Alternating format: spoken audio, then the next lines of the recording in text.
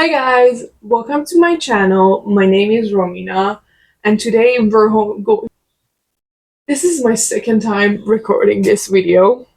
I forgot to hit record the first time, so my brain is kind of angry, and my brain is not working well. Sorry.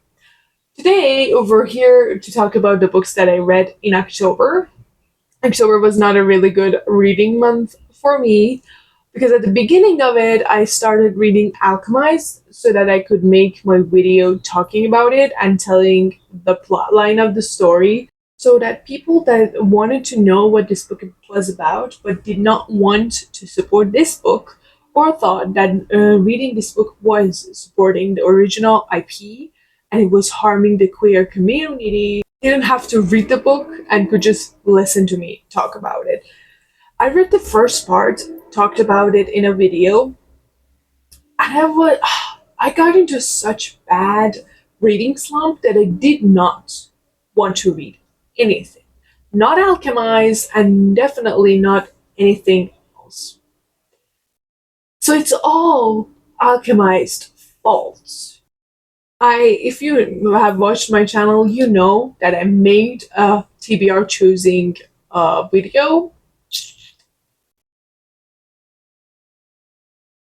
There were 8 books that I was supposed to read in that I chose in that TBR. I read 4. It's not that bad. I mean, I read half of it. Not good. Not good, but at least I read 4 books, even though I was in a reading slump. So now we're going to talk about that. Sorry for not finishing all of those books, and hopefully the next month is going to be better. Let's get into the 9 books that I read this month. Last month were 12 books, and Alchemist made me read only 9 this month. But it is what it is, and 9 is not really too little, but it's not as much as I wanted. Okay, let's get into the books that I read. The first book that I read in October was White Nights by Fyodor Dostoevsky. I reread this book, and let me tell you why. So, okay, do you need to know this? I said it when I was recording the video the first time, but now I'm thinking, what was the point? Okay, I'm going to tell you because why not? So I have a crush on this person. And it's just a little normal crush. And it's not like, oh, I want to be with them. When can I do that? No. It's just a crush that I have from afar. And I know that it's always going to stay in this level. But I have it. And I'm excited because after my very, very bad breakup that I had, I was really not interested in anybody. And it's a progress to have this crush, little one. Anyways, there was a day that they shook my hand. And I told them, because my hand was really, really cold, I told them, oh, either you're too hot, your hand is too hot, or mine is too cold. And instantly I remembered that quote that is in White Nights. Your hands are cold, mine are as hot as fire. How blind are you, Nastenka? If I'm saying that wrong, I'm sorry. I'm saying it out of memory. I was like, I need to read White Nights now. And I got home, reread the book again. I think everybody knows what this book is about. It's basically a tragic short tale of a man falling in love with this girl, and it's one-sided. And it's so heartbreaking. He speaks in a very in love, heartbreaking way. And I was so sad for him because he reminded me of myself. But I loved it. So I gave that one 3.5 stars. I'm not sure it's the best book ever written. It's a sweet little tender love story. Don't look at it as the greatest romance of all time. Don't have too many expectations from it. It's just a little tiny romantic novella. There's no romance in it. It's just a love story. It's basically a short love story. Then I got into a book that was on that TBR bill picking. Okay, I did. It's it's born darkly, madly, darkly. Yes, it's born darkly by Trisha Wolfe. Okay, again another backstory, not as deep as the other one. I was just into reading a taboo romance, and I wanted psychologist patient. Why? I don't know. Yes, in the real life, I feel like that's very troubling, illegal, should be if it's not, and unethical. And if it happens in the real book, I'm going to be like, call the police right now. But in books, it's fun. So that was my first thought, and I picked this book up. This book is about London, our FMC, who is a criminal psychologist, and she works with criminals, dangerous serial killers that are usually on death row.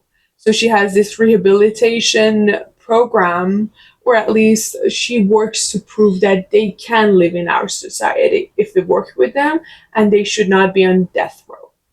And at the beginning of the book, there's another patient that gets added to her program, Grayson. And the moment they meet, you know that they're very attractive to each other. So London is attracted to him both because she has dark secrets that she's keeping from her past, and because he's hot and dangerous and mysterious. And then you get to his POV and you realize that he is not there to get better or to get out of death row and save himself. Nope. He is only there for her. Yes, he has such big crush and love for her that makes her love him also. And it's so much fun watching them be in this therapy room. She doesn't want to give in because, well, he's her patient and a serial killer, dangerous one. And he is so frank and rude, and he just doesn't hold back. From the moment he sits there, he's like, I like you. Well, he doesn't say it like that. He says it more flirtily and smarter, but he gives all the hints that there are to give that I like you. And she tries resisting and resisting and resisting, and boom! I'm not going to spoil it. Then, after the midpoint, it gets crazy. It goes from a taboo simple romance into different things. So, check the trigger warnings. There are scenes that are hard to read, and it ends on a cliffhanger. And I loved the cliffhanger so much that I really want to read the second book. And hopefully, I am going to do it this month. I gave it, what did I give it? Let me check. 4.5?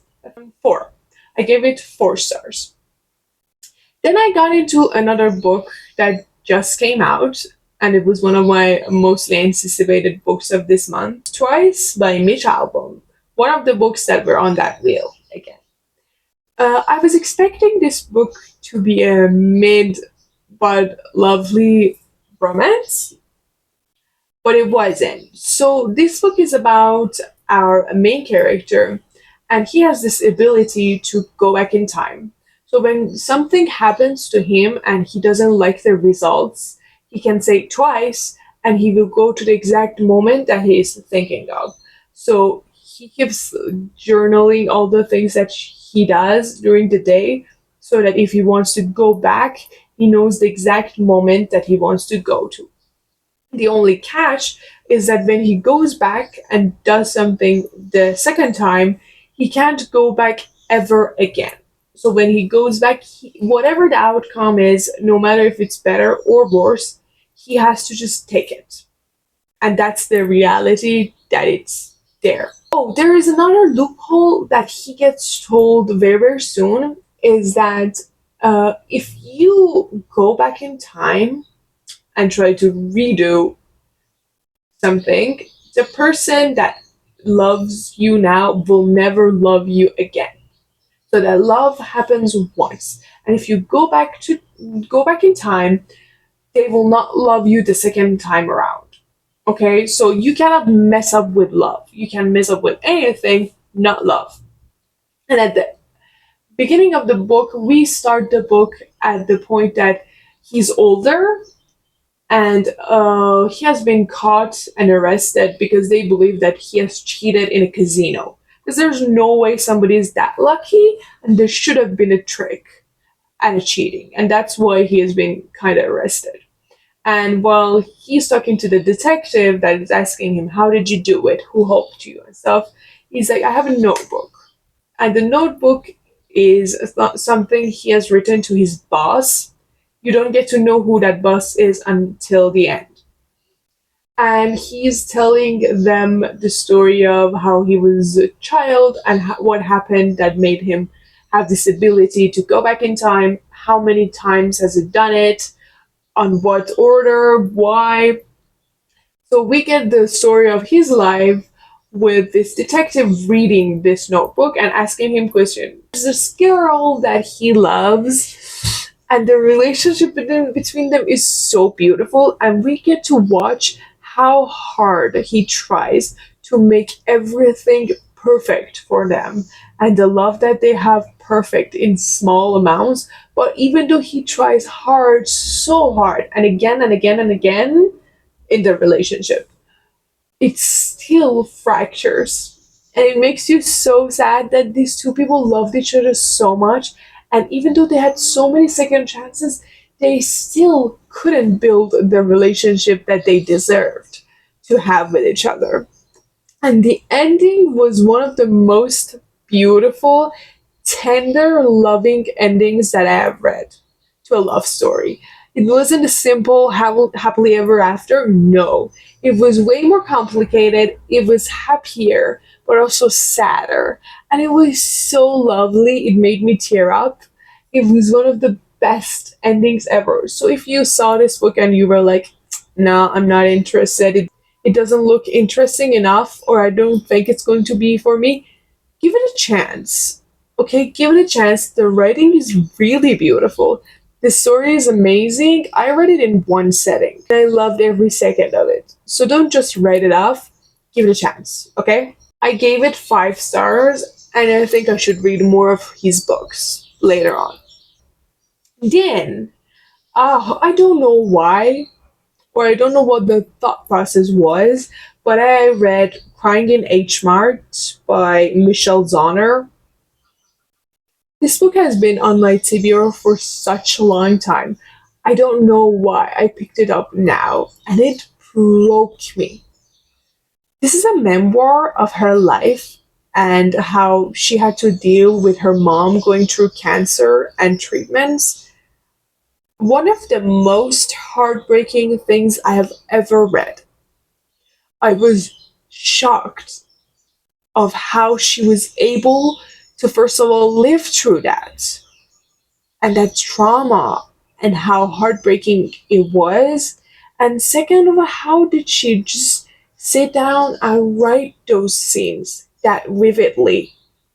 I can't even imagine how hard it was for her to relive them by writing them and then narrating the audiobook. So going through that again, even reading this book was breaking my heart. I cried so much. It was just shattering me and doing something to my soul. And it got to the end, and I realized that she's doing so much better now, and she's somehow healed, or somewhat healed. I don't know how much. And she has a good life. She has a great partner, and I was so happy and proud of her. I was so proud to see her pictures. I searched her name and seeing her shine. I hope she has the best life ever from the bottom of my heart. I hope from now on she doesn't experience any kind of pain because, oh my god, this was bad. This was so heartbreaking. I am so sorry that she had to go through this. If you're going to read this book, first of all, be sure that you're in a good mental space. I wasn't. And that was a bad idea. Make sure you're at least okay enough to handle it. And if you have ever had a similar experience, be careful. That's all I can tell you. This is worth reading, but be careful of your mental health while reading this book. Because last time I was recording this, which it wasn't record. Let me check. Is it recording now? Oh my god, I have PTSD. Let me check. Yeah, it is. Okay, sorry. I just got freaked out that, oh my god, what if it's not recording now either? Okay, yeah. Last time I wasn't recording it actually. I got to this book and I was so shocked. Again, I'm very shocked. I zigzagged this month. I read Bride by Ali Hazelwood after that book. I do not know how got to that decision. What the hell was my thought process this month? I don't know. But I got to Bride because Mate came out and I wanted to read Bride so that I could read Mate. I think people know what Bride is about, but I'm going to tell you anyways. So Bride is about Misery, and she's the daughter of the leader of vampires. So in this world, vampires, werewolves, and humans exist. Misery is the daughter of the leader of vampires, but she's not really attuned to vampires. When she was a child, she was sent as a collateral to humans after a peace deal, and she was raised with humans, so she's more adaptable to them and she lives among them. But her father tells her that a lot of the political things have shifted and now they need to make a deal with the werewolves or they might die. And the condition to this deal that they're going to make is that they, vampires, send a bride to the werewolves so that one of them will marry her and she's basically the collateral again. And he wants to send her. At first she says no, but after hearing his name, Lo Morland, she decides that she wants to go there because her best friend has vanished and there was a note from her writing his initials. So she wants to go there and figure out what was going on, did he have anything to do with it, and where the hell is her best friend. I love this book. I said it in the vlog, I have a vlog of it, I'm going to link it down below. I said it there and I'm going to say it again. If you're an expert paranormal Omegaverse reader, you will not like this book if you go with the expectations of having a full-on Omegaverse romance. Don't do that. Okay, know that this is rom-com with a touch of fantasy paranormal Omegaverse. Very, very, very, very, very little. Okay, and if you go like that, you're going to love it. I did. I love the humor in it. Ali Hazelwood has a kind of humor that I enjoy and I respect, kinda. And I love that. I was not obsessed with it, but it was a fun little book that I enjoyed so much. I read it in the mountains on vacation, so that helped the whole experience. The spice between them was good, really good. I can't tell you that there were soulmates, but the spice was good, the attraction was good. It was all in all good. And I gave it 4 stars. But then I got into Mate, which is between Serena, Misery's best friend, and Cohen, Love's best friend. Obsession is not a good enough word to describe how I felt about Mate. Why? I don't know. I said it in that vlog. I do not know why I am so obsessed with this book. I know I have read better fantasy, better romance, better romantasy, but I was obsessed with Mate. I loved it so much. I loved Cohen with every fiber of my being. He was so my type. I liked Serena. She was funny, resilient, and just cute. The pack vibe that they had was amazing, and I enjoyed that so much. They were like a family. The spice was great. I enjoyed the spice so, so, so much. I just love this book. I do not know why, and I cannot explain to you why. Watch my vlog. I talk about it way more there. but I enjoyed it so much. Please read this one. Even if you don't want to read Bride, that's fine. Don't do that. But read Mate. Please just read Mate. And now I need to read way more Omega verses because I haven't in such a long time. And I need to get back into Omega verse because I missed that. 5 stars. Would have given it more if I could, but I can't, and we're going to stick to 5. What did I read next? Oh, remember the zigging that we did getting to Bride? We're going to zag now and get into Blood on Her Tongue. Horror is not my genre, and this one is horror. So this is about Lucy, and Lucy gets so many letters from her twin sister Sarah that tell her that she's not really doing good. She's very ill, and in her letters, she seems delusional and obsessed with this century old corpse that they found in the state that they live in. So Lucy gets on a train to go meet her twin sister and her husband, the twin sister's husband, and live with them in the mansion to help them. And when she gets there, the doctor, which is their family friend, tells her that she had a brain fever and has a temporary insanity right now. But Lucy, reading the letters and meeting her twin sister, thinks that she's being possessed or is getting possessed by the corpse that they found. And Sarah is not insane, she's getting possessed. The concept is really good. The writing was amazing. The atmospheric place that they had, the mansion being so remote and creepy, the coldness of the writing. The writing is 10 out of 10. She can write like no other. That was amazing, but horror is just not my cup of tea. I don't know what was missing. I like the creepiness.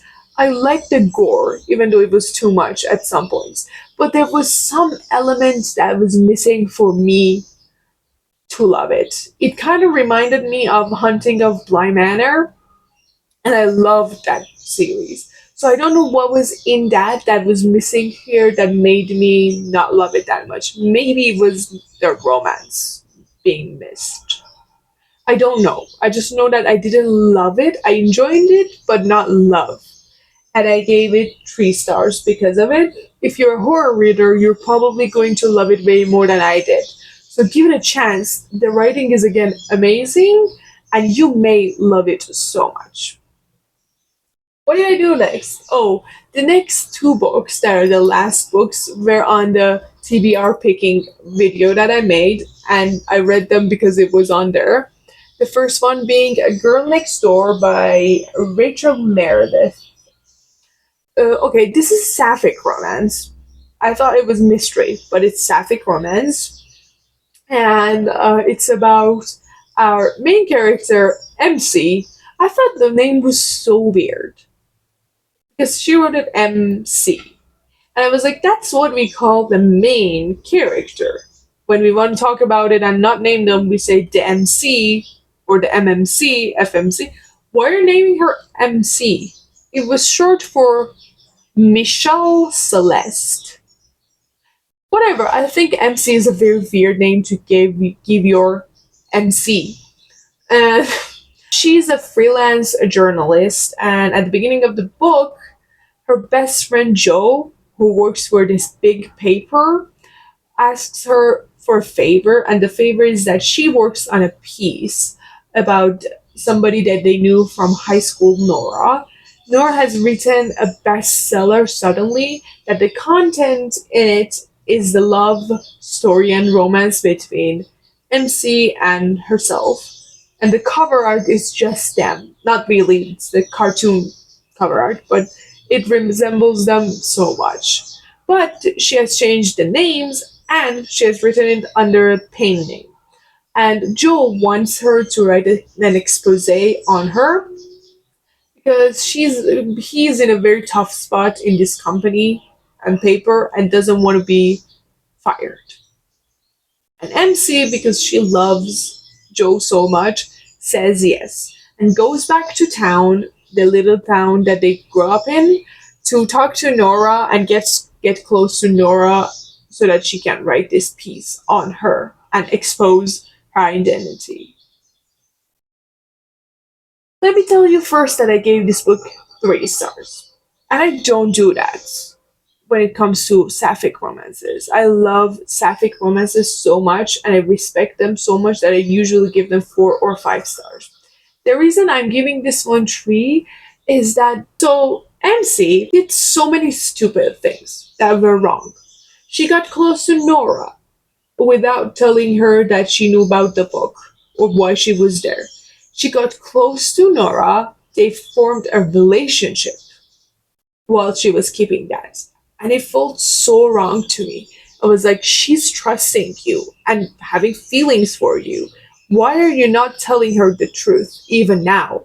In the beginning, it was fine, but in the middle, it wasn't. Nora was hiding the truth that she wrote a book about her from her. Also, the communication skills of this girl was nowhere to be seen. They never communicated. And it wasn't miscommunication, it was just no communication. They did not talk at all. They were so childish and they made me really mad. Joe, I hated Joe. She was taking advantage of the fact that MC was traumatized and neglected and thought that she needed to provide everybody with everything that they needed so that she could be loved. And he knew this and used it against her to make her write this piece.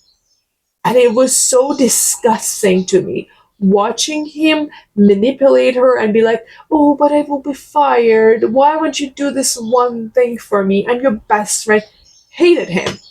And I hated the fact that she forgave him so fast for every single thing that he did. He kept making it worse and worse, and she forgave him for no reason and no solid apology. Hated that. And there was another character. Yes, MC has a brother, Conrad. And he does a shitty thing in this book for no reason. It had nothing to do with this plot, and it was unnecessary. And I was like, why is there not one character in this book that's a good person? I guess Gabby was Conrad's wife. But everybody just. I know that people are all flawed, and we want flawed characters in our books, but not like this.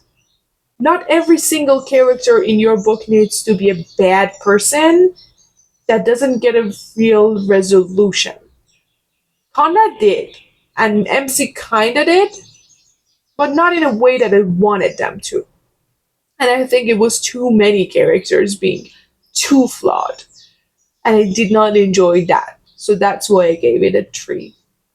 And last, but oh my god, not least at all, is Once Upon a Demon's Heart by K.M. Moronova. Oh my god, was not expecting to love this book. I was not expecting to love this book at all. I thought it was a silly little romantasy. This book is about Alira, and Alira is a demigod knight.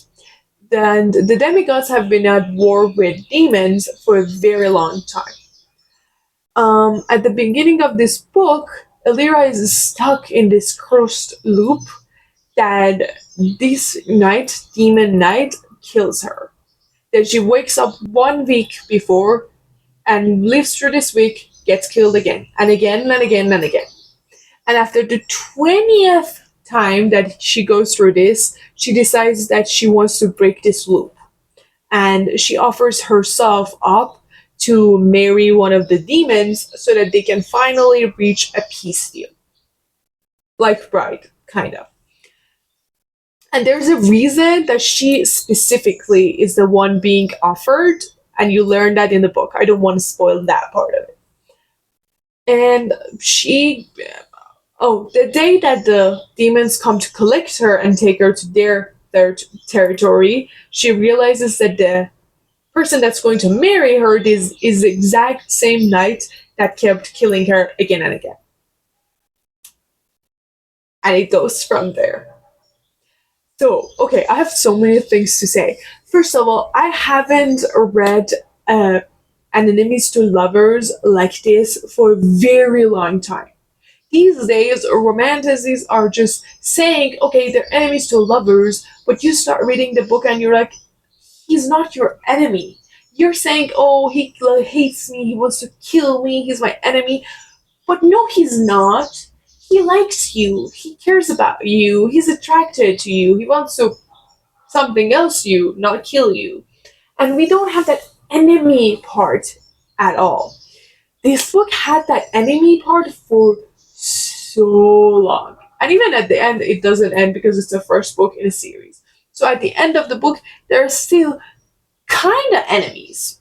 So I loved that about this, okay? They've been at war with each other. So she has killed many people that he loved, people that were close to him, his family. So she is completely his enemy. And he doesn't just let that go because, oh, I see you, you're very attractive, which she is. He is attracted to her, but he is not like, oh, I love you, and it doesn't matter anymore that you did all of this. Like, nope. He's like, you're responsible and you're going to pay for that. And I'm not going to forgive you until you do. And I'm not going to trust you until you prove to me that you're trustworthy. And I loved the fact that we had that dynamic going on and on. And even though he got less and less angry, it was so tiny that they were still enemies. And he still hated her and resented her. Even though he wanted her, he did not forgive her immediately. And Elira was a breath of fresh air. Nowadays, I sound like an old woman. Nowadays, FMCs are all bad bitches who are angry and cold hearted and they do anything for their family or kingdom or whatever, and they do not care about the consequences of that, and they just find some reason for doing them. Not Elira. Elira was a knight and knew how to fight, but he was but she was so kind, one of the kindest FMCs that I've ever read about. She was kind, warm hearted, and responsible. She knew what she did was wrong. She felt guilty and took all responsibilities of her actions. She was not like, oh, but I'm traumatized, so forgive me because of my traumas. No. She was not like, oh, but I was a knight and there was a king that was ordering me to do this. No. She was not like, oh, there were worse people than me. She was not like, oh, you were there too. You were fighting me too. I had to defend myself. No. She was like, I was there. I did so many destructions. It's my fault. I am sorry. And I am willing to do whatever you want for you to forgive me. And I loved the fact that she did not pin everything that she did on her traumas. I don't know if you know what I'm referring to, but there's a series, that there's a book, there's a character that says everything that she did was fine because she was traumatized. Trauma does not excuse actions. And Elira did not do that even for 1 minute. And I loved that about this character and, of course, the author, because she wrote it. Elira was so kind to these people, even though they were not kind to her. But she could see why they were defensive towards her, and she cared about them and was kind to them even though they were not. And I loved her for that. I loved for the scenes that somebody was angry, he was angry at her, of course, who else? He was angry and he was yelling and he was just lashing out because of all the things that had happened to him. And she could be a normal FMC and be like, no, you did this too, and they could fight. But Elira was not that character. She would calmly touch his face or hand or and be like, I am sorry. And that was so enduring to me that yes, do that. You don't have to always be an angry, cold-hearted person who puts herself or themselves first. Sometimes you need to look around and be like, I've caused so much damage, and that they come first right now. And I loved Alira for that. Thank you so much for giving me that FMC, and I cannot wait to read the next books. They are so perfect to each other. And they're so perfect next to each other. I love the fact that she's a communication queen and doesn't just retreat into herself. She talks and she asks and she tries and tries and tries. I cannot wait to read from Elira more. And I love Kallel. He's so hot. I just enjoyed this book so much. It ends on a cliffhanger, but not so big of a cliffhanger that you're like, oh my god, I need this next book now or I will die. It's kinder than that. It's like, oh, cliffhanger, but please be patient.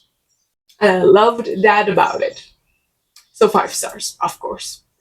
And that are all the books that I read this month. I had to record this video again, so if at points I stutter or lose my train of thoughts, sorry. English is not my first language and it's somehow sometimes hard for me when I'm tired to find my words. Sorry about that. Thank you so much for being here. I love you and appreciate you so much. Please like my video, subscribe to my channel so that we can talk to each other again, and comment down below how October was for you. Maybe you had a better October than me, hopefully. Fingers crossed. See you in the next video. Thank you, thank you, thank you. Have a great day. Bye.